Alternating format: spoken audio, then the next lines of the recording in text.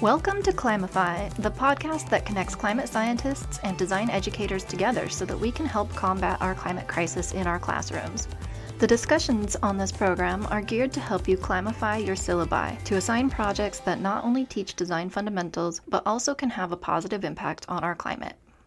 This episode is brought to you by Renourish. Renourish is your one-stop online resource for sustainable design and systems thinking strategies and tools for the graphic designer.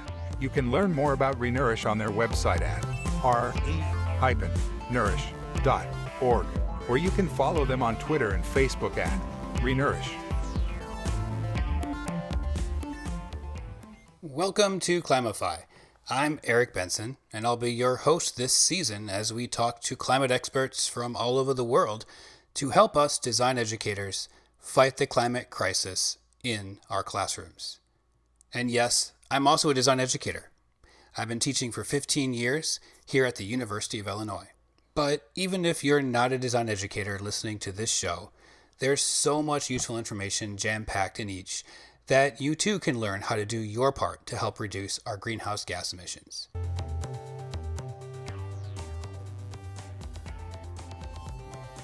This is a special episode of Climify.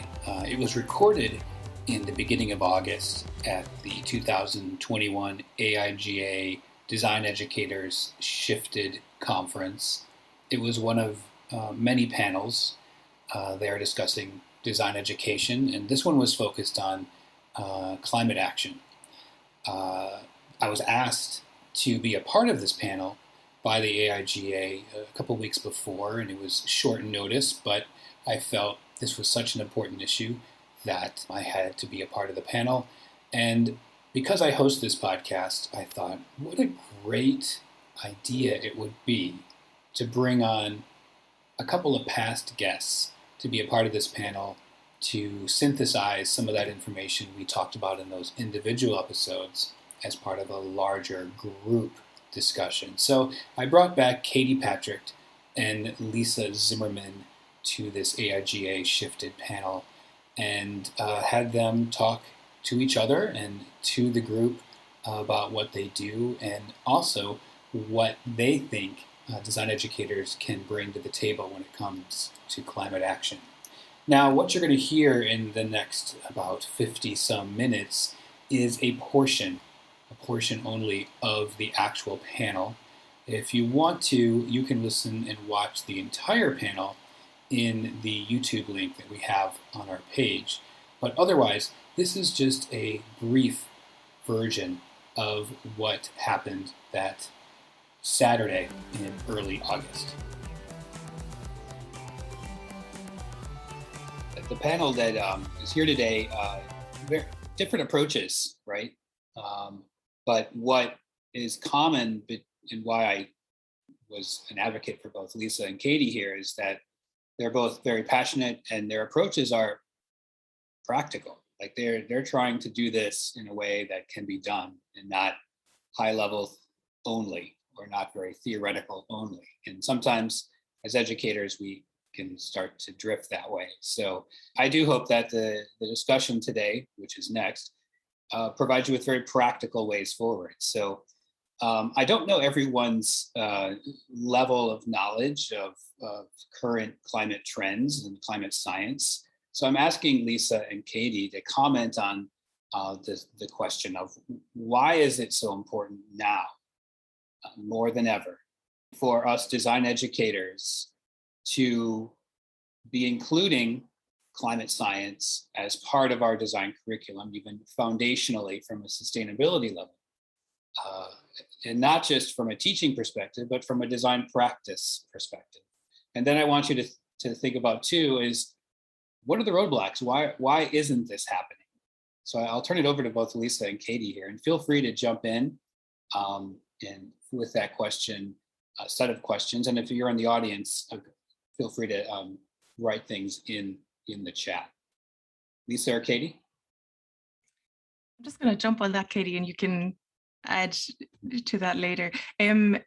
Why we need to bring sustainability into our practice? I think that was your first question. And teaching, yeah, both really is the same answer. I think we have really high goals in reducing global warming or reducing our negative impact, I suppose. If we want to keep our 1.5 degree goal, I'm not sure if you in the States actually call it that, 1.5 degree. We do in Europe anyways. Yeah. You do as well? Good. Wasn't sure because of Fahrenheit. But yeah, if we want to keep that goal, we have to really do everything. We have to pull all the strings now. And I think each of us as an individual and on a professional side as well. And I always find, I think what made me go into this direction is that I always saw tips on how you can reduce your own impact. You know, you can recycle, you can, you know, stop wasting water and stuff. But that's just me. It's such little impact. And I think a lot of people feel that way. And of course, I do that as well. But I find in my job, I have much bigger impact in what I can do. And I can have so much impact. So whatever our job is, and as a designer especially, as I said, we have so much responsibility. And we make design decisions all day long, and each decision can be directed in a certain way that it's, you know, having less negative impact. And then as an educator, of course, I want to transfer this mindset onto students as well, and making it clear that this is the norm. And that's why I still love that I'm not teaching sustainable design just yet, but teaching just general design modules. And that way I can make it, normalize it for all of my students, what sustainable practice is. Yeah, that's an interesting point too, because a lot of us here might be very passionate about what we're discussing today, but you know, are not teaching this in our classes. And I like the analogy, the soup analogy, where I want to give kids the soup, but I can't. So I got to sprinkle some vegetables throughout the different classes so they get that information very foundational. Katie, what are your thoughts about that? The question. Yeah, it was a difficult question, so I'm really glad that I've gone second, because now I could have a little bit of time to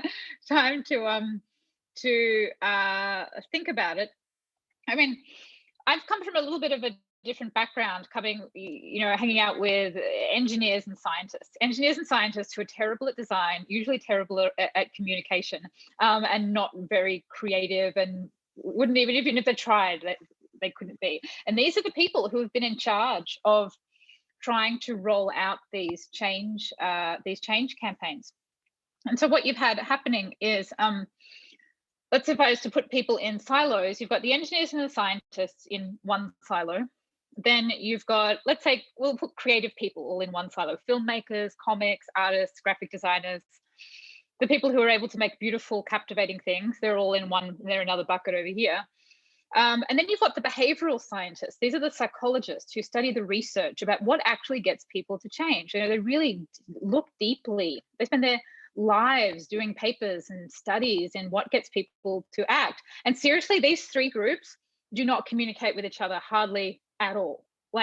And so the fact that there's a silo of this going on is just a tragedy. And everybody needs to cross-pollinate more. When you say, why do we need to have more climate in design education? I mean, if those three groups are working together, and then you've got all the computer science people, the programmers and the technology people at Google, seriously, the cross-pollination is not happening hardly at all. It needs to happen. Everybody's got to be hanging out together and sharing knowledge, because that's where innovation happens, when two new fields come together that haven't come together before.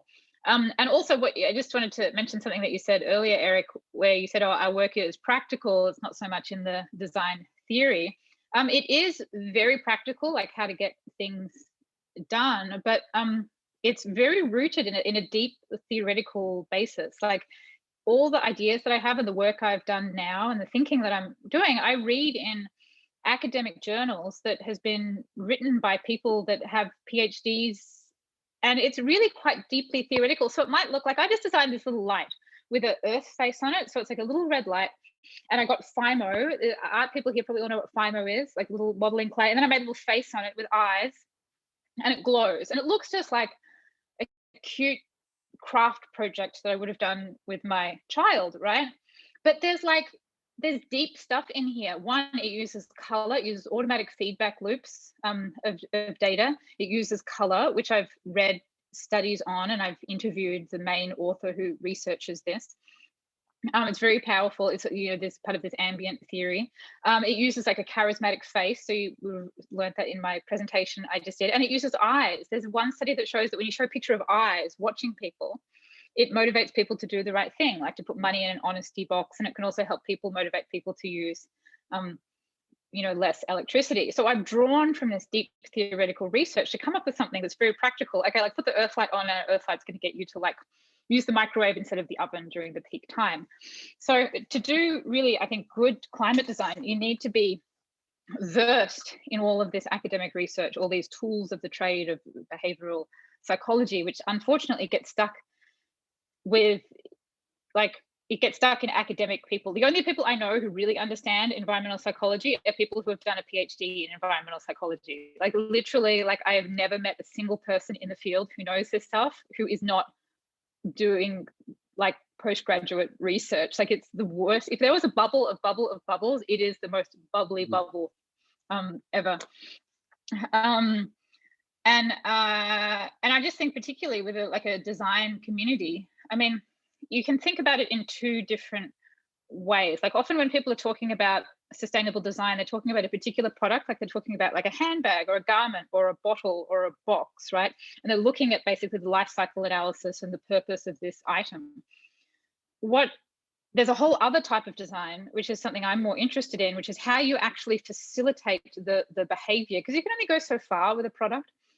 You've got to really look at the ultimate flow, the whole system of basically how people are using products through their whole lives, and looking at how you would design the system, like how you would design, a prompt, like how would you design something that sits on your fridge and prompts you to open the fridge less, or to reminds you that next time you go to the shop, we're not buying these particular types of products, or we do want to buy these other types of products.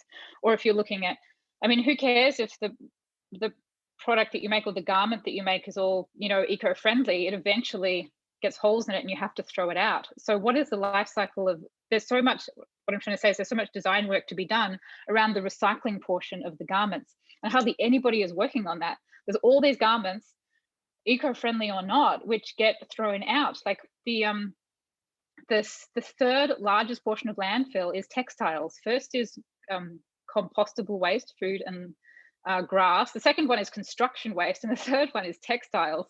So it's actually not plastic.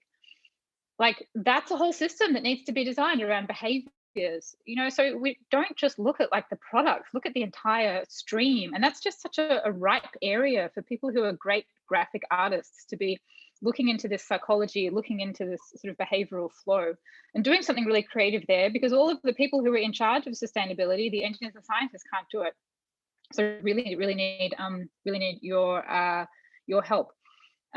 So anyway, that's a bit of a rambly long answer of my notes. So I'm just going to stop there. So That's fine. I have kind of a script here, but I have dozens more questions leading off from what both you said in your answers. So I'm just going to ask those anyways, because it seems like I'm hearing from both of you that there's a lot of moving parts in the idea of systems. Everything is connected, but they're not talking to each other, and you end up creating the same mess over and over and over again.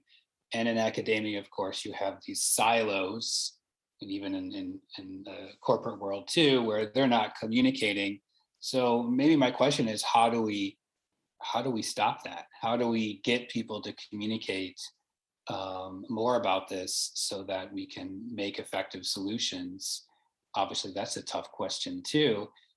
So maybe looking at it from the perspective of a designer, how can the designer be a part of that type of solution? Well, I mean, I don't know, but maybe we just need to have like a big party and just get one person from each: a climate scientist, a graphic designer, a game designer, like a deep technologist, computer programmer, and a psychologist, and then just put them together with a challenge and then see what happens. Yeah, I like the idea of the Manhattan Project for good, with a lot more people involved than just scientists. Could be a way to do that. Lisa, I wonder if they'd get along, or they'd all start arguing with each other. That's a very possible outcome to that. Yeah. Egos get in the way.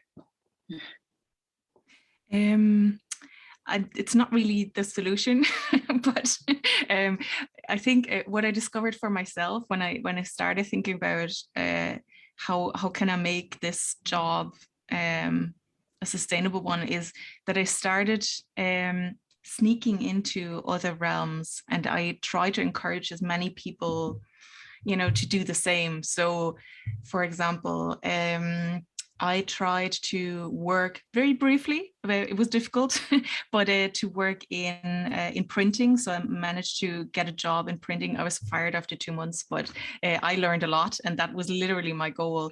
And then I worked in paper technology as well, and I worked in IT briefly as well. And that way, I kind of like gathered a lot of information. So now I'm obviously not recommending to get jobs in order to get fired, just to learn from them.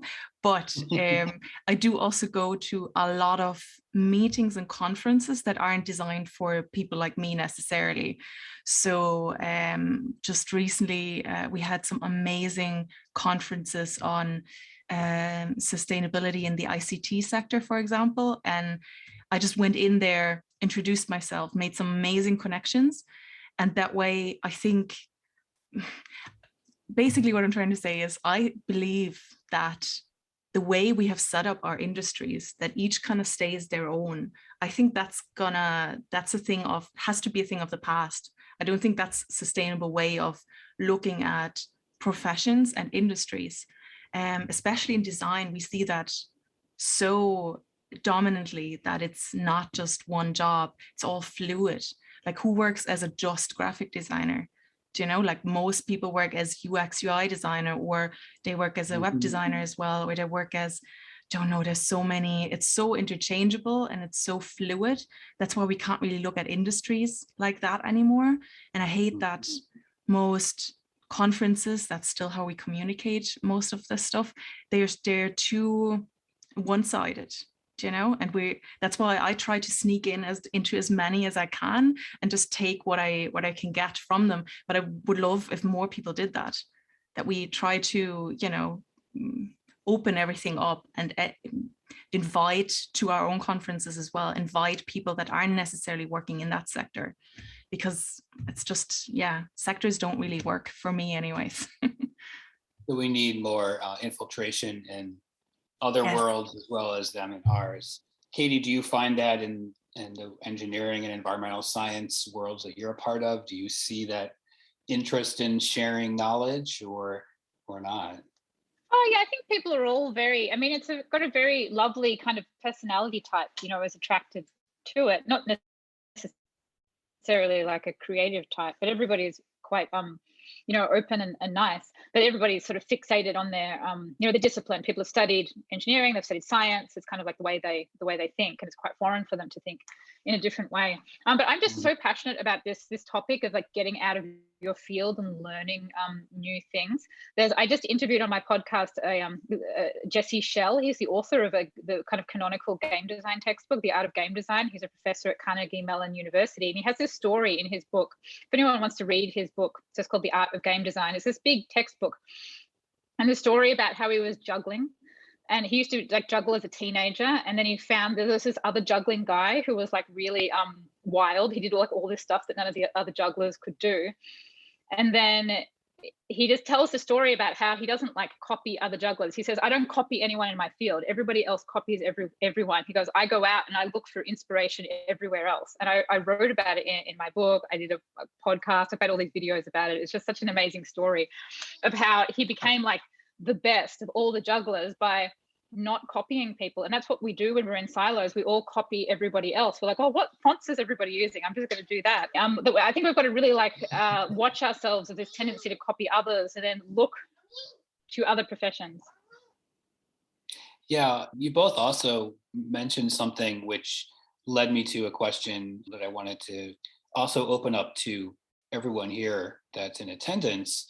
And that question is, not all of us are as well versed in climate science, sustainability as our two panelists here.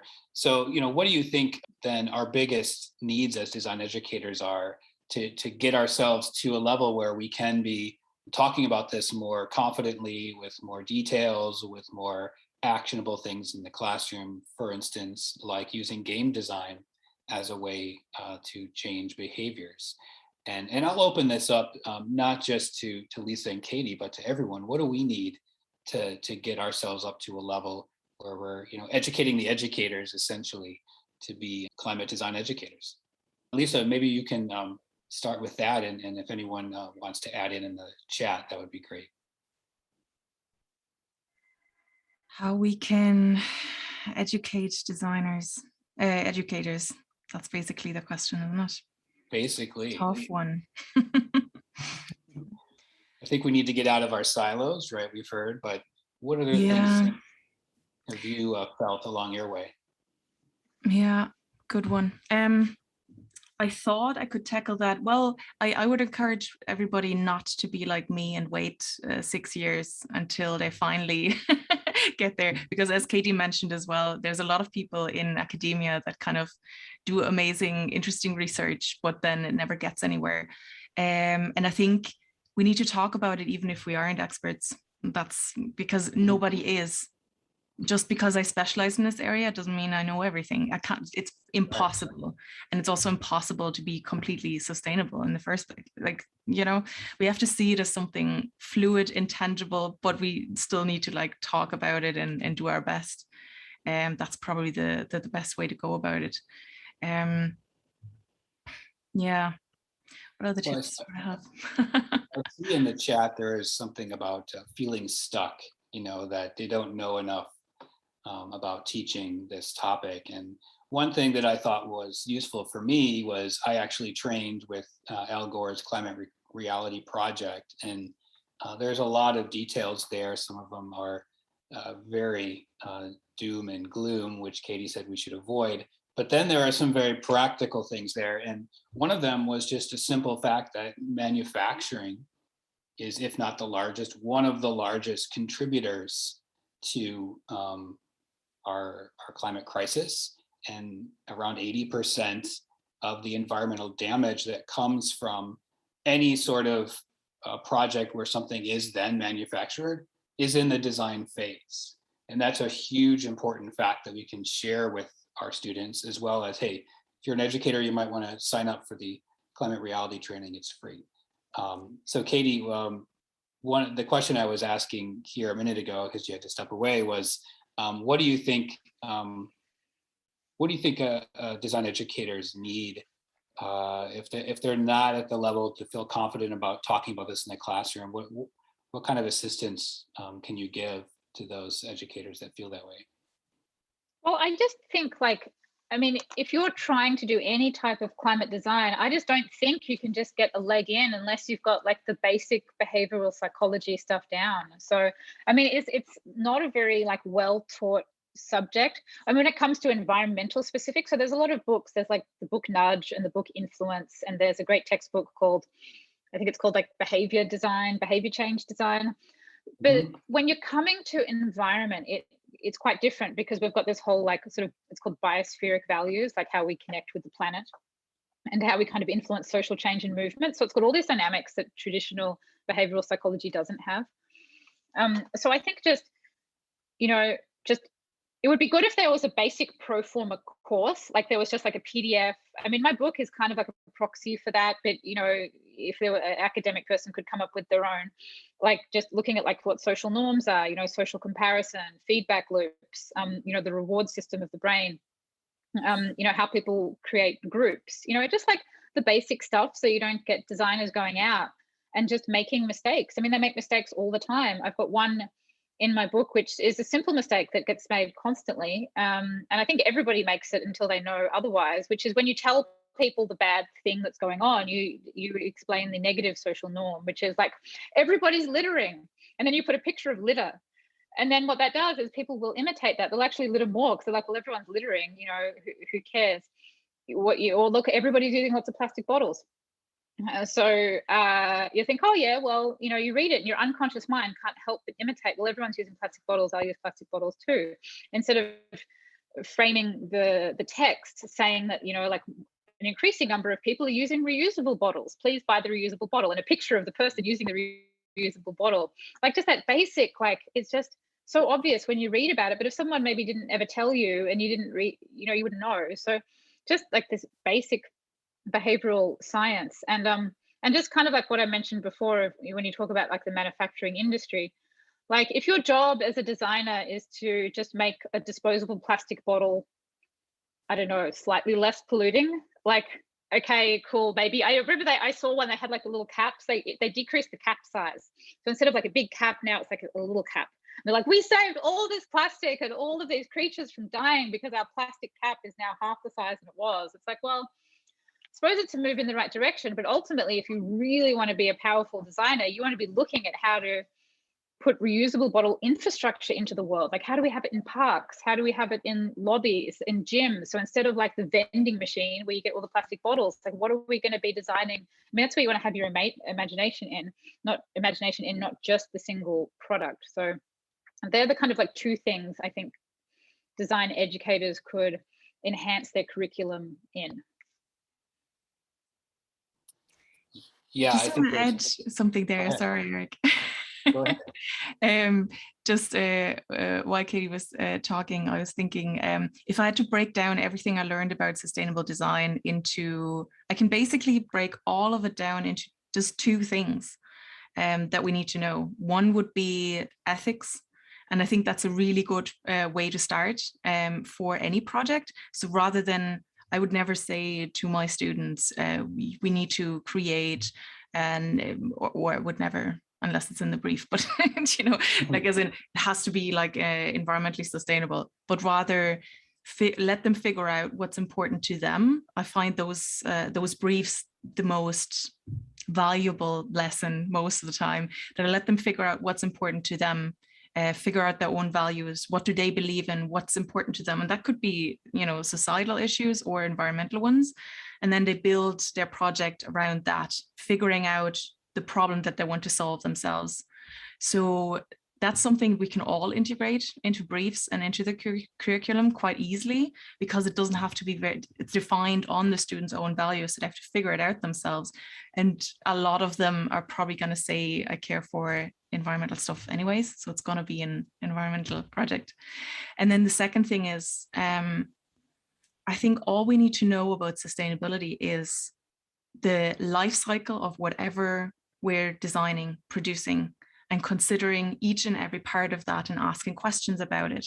That's really all it is. That's all there is to know, that we need to ask ourselves in each stage of the product. So if I'm designing a print product that's more tangible, I'm looking at paper and ink and the computer that I use to design, and where is the product going in the end.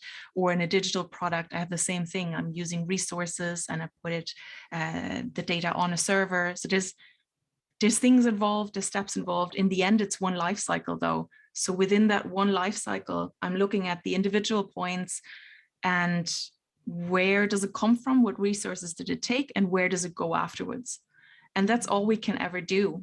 So it's all about asking questions for the whole chain, for the whole cycle of the product. I think that's all there is to know in the end. Well, so it can be quite easy. Yeah, it sounds easy the way you put it. As also I said in the beginning, as I'm also kind of a panelist here, I'll add in my 2 cents to that question in case it does help. I think something I learned with doing a lot of community-based work was to seek wise counsel. And so if I wanted to teach something but didn't know enough, I would invite someone who did know into the classroom. So I've brought in 2 climate scientists over the years when I was working on projects that did involve behavioral change, right? And they didn't know, like as Katie illuminated before, how to create behavioral change, but they did provide the facts, right? They helped me teach the students about what's the situation, right? And one of my students even asked, like, so is the climate crisis going to be something that we have to worry about? And I could see him roll his eyes and say, basically the job's not getting done from the academic paper standpoint to communicate to the general public. This is something that needs to be acted on now. So bring important experts into the classroom, That helps. And I think the other thing, someone actually put it in the chat, which is great, which was, designers have clients or stakeholders in what they do, and just put as a parameter for your project, Earth is a stakeholder. Who speaks for the air and who speaks for the water and who speaks for the land? Well, if no one's doing it, we have to do it. And so if that's a parameter for your project, it's going to force you as the educator to start doing some more homework on, like what Lisa said, what's the life cycle impacts of these things. And so can I say something else about that? Go ahead. Yeah, definitely. One thing that I find that people ask me, it's a little bit tangential, but I think it's a really interesting thing to think of. It's more in terms of how people are at in their careers working commercially. And so people, they're like budding designers and they're looking for work, and often like your job will dictate what you have to do. So the designer may not have much freedom to do kind of interesting things that they want to do. And so they'll say to me, Katie, how do you get to work on these interesting projects and do this thing? And I say, well, 95% of what I do, I actually don't get paid for. And I'm just coming up with ideas constantly and putting them out into the world. So I have kind of tangentially came into this space by just reading all the behavioral psychology, which was really interesting. It gave me a whole bunch of ideas. I started putting them into Photoshop because I was like, these ideas are cool. I'm just going to like put it in Photoshop and then mock it up. And then I had more and more. And I was like, gee, I better put a page on my website to put all these ideas on. And then there was like 30 or 40 of them. I'm like, this is actually really fun. And people share them a lot on social media. So I just kept on mocking up ideas constantly. Some of them are kind of out there and they may never really happen, like Magic Leap for the whole biophilic city. I mean, that's a pretty out there, expensive project if it was ever going to happen. But then as I put these out there, people start actually like connecting with them. And then somebody will call me and they'll be like, oh, Katie, we're doing a gamification project for something green and we saw your thing, could we pay you to do basically good money to do like a dream job with great people? And so I don't think you need to follow the conventional career path as a designer. You don't need to just like get a regular job, be told exactly what to do. You can like totally carve out your own path. Like I call myself a Fitbit for the planet designer. It literally does not exist as a profession. I'm just sort of like making it up as I go.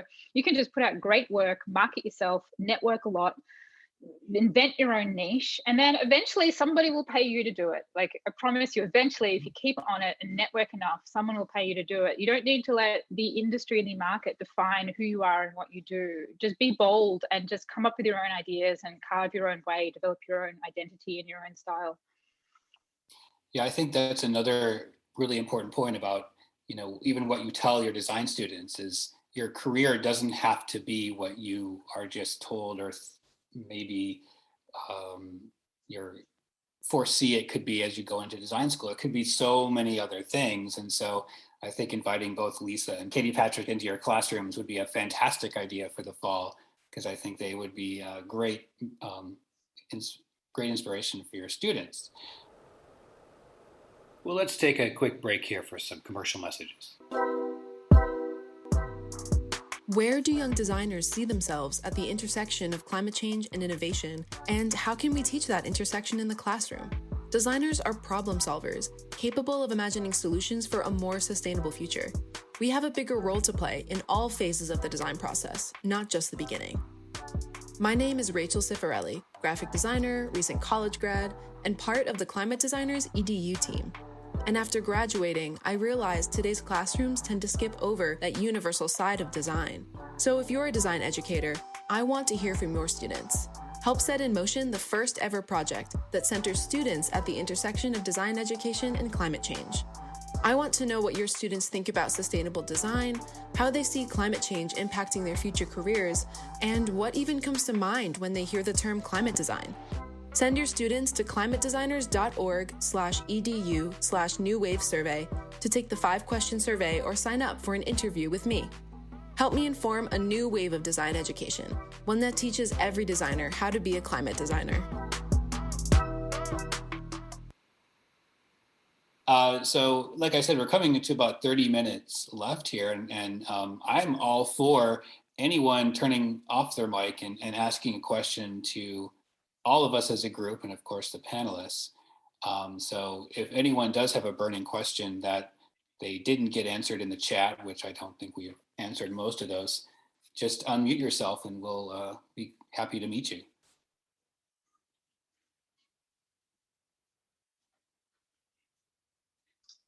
I have a question about tracking all these parameters when it comes to companies. And a few months ago, I read a very interesting article about a reporter who was trying to track down the supply chain that Amazon uses to make their batteries. And the whole article went into how contaminating making batteries is, but how companies are fighting at all lengths. The article covered all the money that was being poured in to hide who these suppliers were. The reporter eventually found out, in the factories, all this waste was being generated. It was like and I'm wondering do you have any good tip as to how do you suggest we begin to understand how to better track these?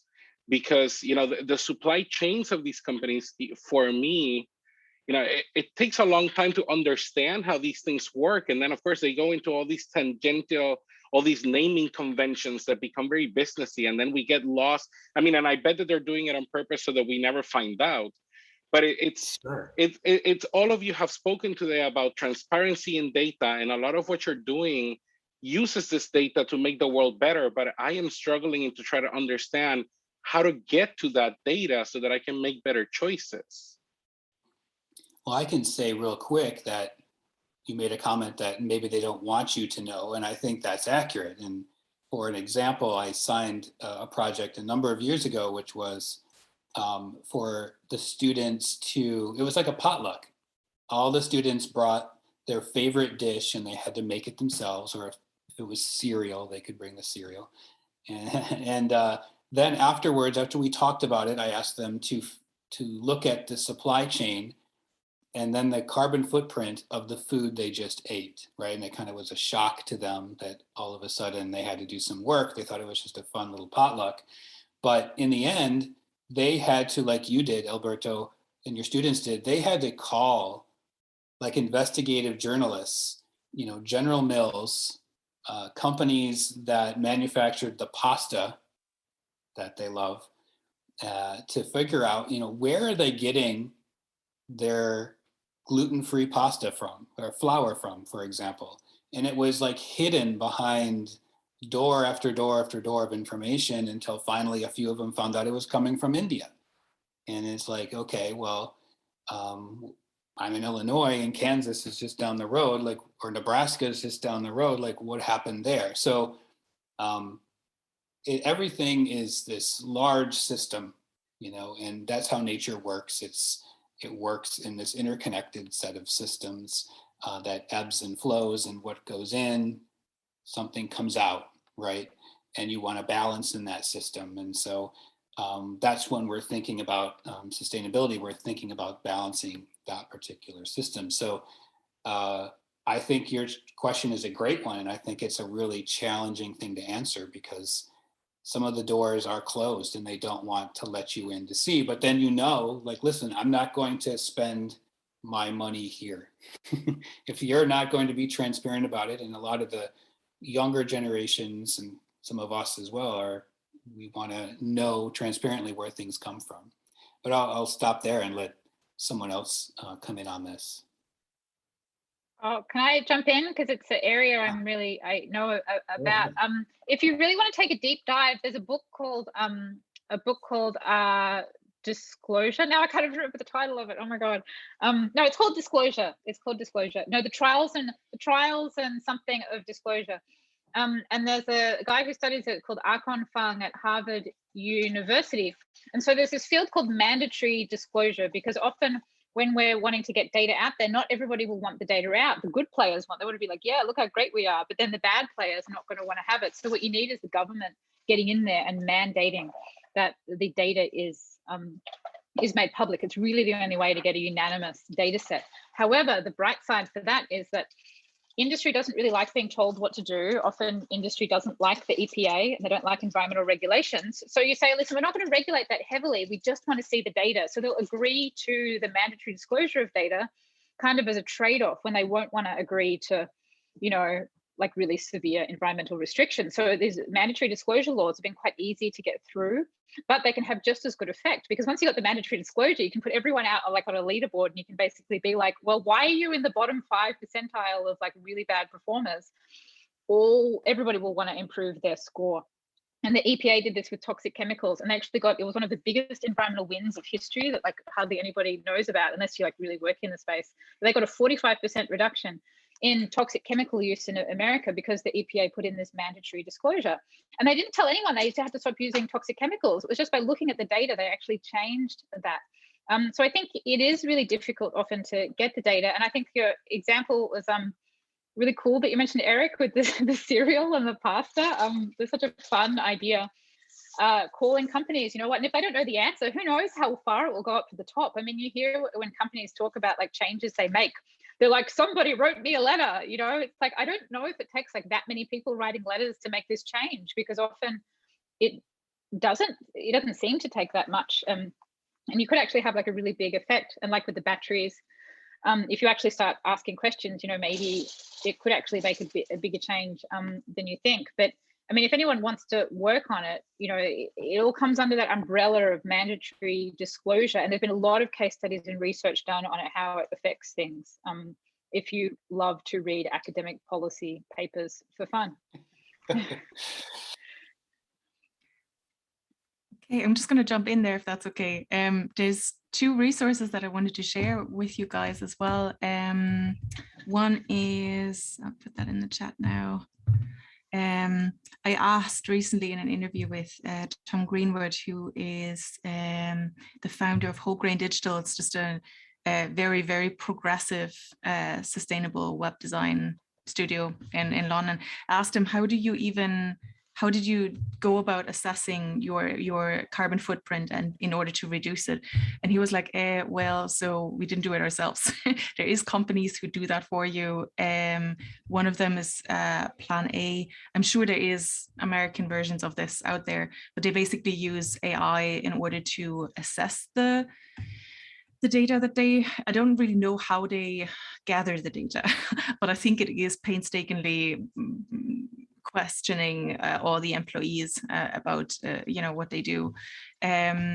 And then another resource I wanted to share, I just thought it's really interesting. They don't really discuss everything on their website, but I think their approach is really interesting, and I think we're going to see a lot more of that. I'm just hoping that these assessing companies are going to be, you know, transparent with how they do that as well, because that's the only way it works. Another great resource I found by Ad Green, also British based, but anyways, they have an amazing resources guide. It's like a PDF that is very up-to-date kind of questions that you can ask yourselves in terms of, it's more advertising production. It's not my area so much, but it's really, really interesting, just the way they ask the questions in there. So looking at all individual like factors that lead to, you know, a sustainable corporation really, or business practice, the way they ask questions in that guide is really nice and can be transferred to whatever other area as well, I think. So I encourage you to have a look at that. Thanks, both of you. Are there any other questions from the audience? I have a quick question. Well, first I should say thank you all for all your hard work and research and information in this area. It's really helpful and useful. It's something that I am increasingly interested in exploring, and my students seem to be in the same category. So my first real exposure to sustainability was through working in a LEED Platinum office within an architecture firm, and it really changed the way I think about sustainable design as a whole. And then as I began teaching, I said, well, how can I share that experience with my students? Sadly, on my campus, we don't have a single solar panel. So I decided to bring them to a LEED Platinum building just to expose them. And it was phenomenal. And so the bigger question is really, I think, around the connection between communication design and sustainable architecture. Like, you know, unfortunately, I feel like in many cases, there's a disconnect there because we're not teaching environmental design you know, as much as we used to in these programs. So I just wonder if there's any other thoughts, if anybody's had similar experiences. And I mentioned in the chat this idea of like LEED accreditation for communication designers or something like that.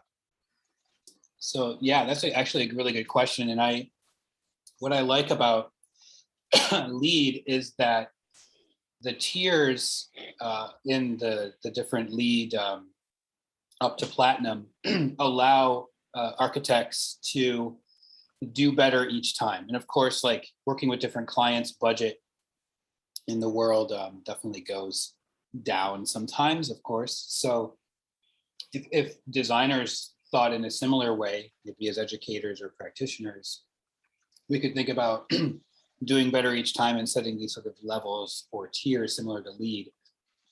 I tried to do that on Renourish, and I think it's still there, renourish.org. And it's helped, it's an educational process as well as it's a way to increase the sustainability of the projects as they go along. Yeah, no, I used to be a LEED certifier person. It was my first job I had, and I'm not a fan of the way that the Green Building Council has done it. I think the LEED system, or it's called Green Star, it's called different things in different countries, is good as an overall design framework. Like if you want to learn how to design a more sustainable building, it gives you like all these like 25 different sort of things to look at, and then people go through their accreditation course and they learn more about it. That's good. But in terms of like a tool to actually decarbonize building stock, I actually think it's really weak in its design, and it's by no means like the gold standard. It doesn't use a single tool in the behavioral change toolkit. It's like, and also the thing is with the industry is that it's all based on new buildings, like not all, but like most of the time it's working on whenever a new building gets done, what about the other like 99% of buildings that are already there? Right. So I'm a fan of using like the whole like disclosure idea that like every building needs to be like have its data out, mandatory by the government. You cannot hide, maybe not for residential, but for commercial. You can't hide. If you've got a really bad building, it's going to be out there on the street. Everybody can see it. It's got a little red light on it or whatever. And all the buildings are ranked from best performing, like carbon intensity per square foot, the best right down to the worst. And everyone's data is transparent, and that's the upward spiral that we need, the data there. Anyway, that's just my thoughts on the LEED thing. But when you're trying to think about that as a proxy, for designers, I mean, having some sort of like course that people can go through is neat. But I think we need to be really wary of this eco-label design, because I don't think eco-labels have ever come through, that those types that just give labels. I think we want to be looking at like data feeds, not labels. And because labels are only going to be like, oh, look, here's the really nice 5%. You want to have everybody's data, even the worst ones, because that's what drives everybody like as a group. So just because people have done eco labels in the past doesn't mean we need to copy them. And I think it's not, I think they will eventually all go extinct. Yeah, I think there was a project like that was done with clothing, right? I thought there was a way that you could either use augmented reality on your phone or go to their website to see, like Patagonia, for instance, how they source their clothing.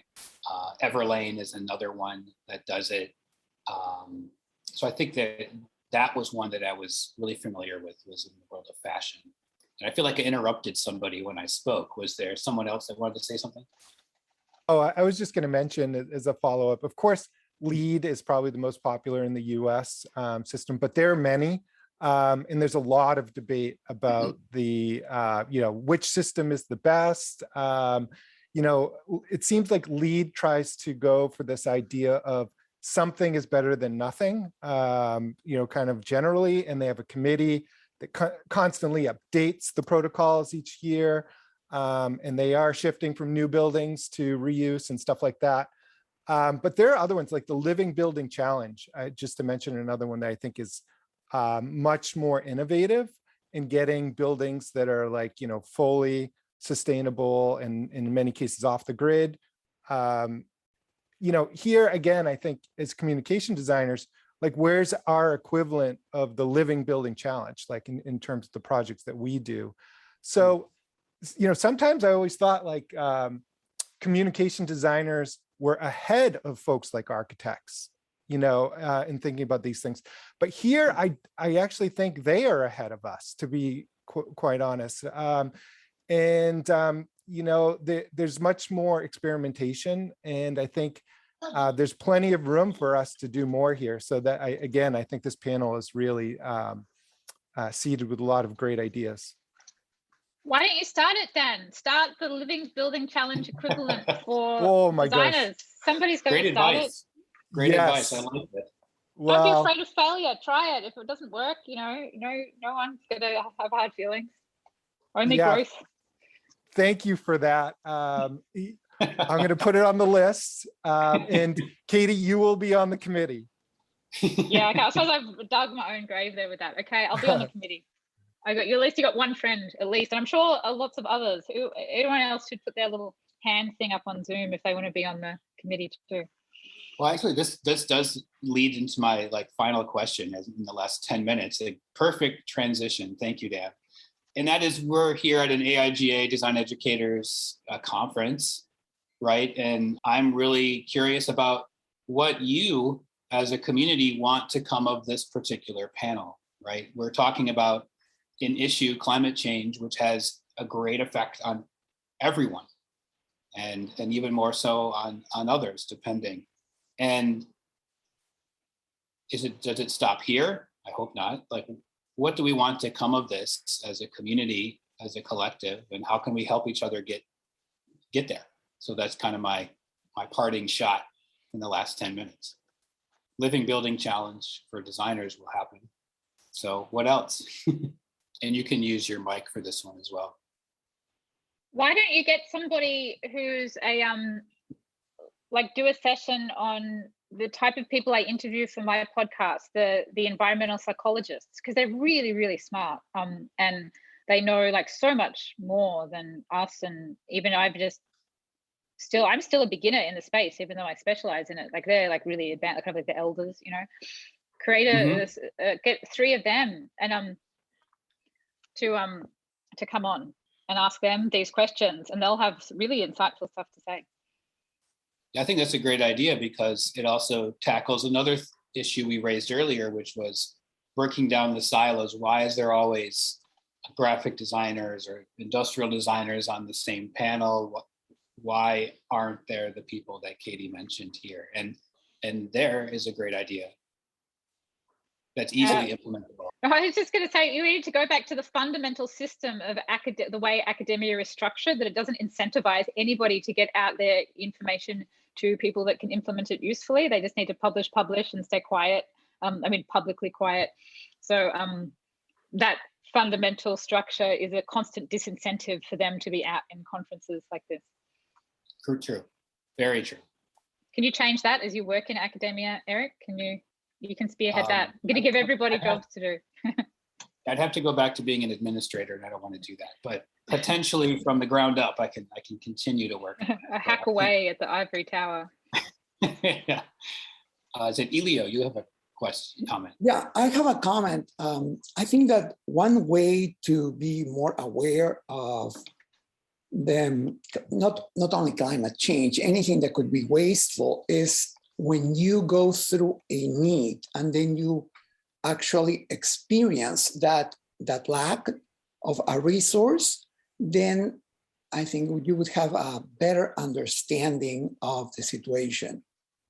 That's on one hand, is like trying to put yourself in the shoes of of whomever is going through that experience in order to really, really understand that. And I don't really know how to make that happen. It's like, okay, we have to be more aware about water waste. So I'm going to shut, your water supply, and then you have to take a shower with a little cup, as I have done it during times of drought, right? And there's nothing that you can do.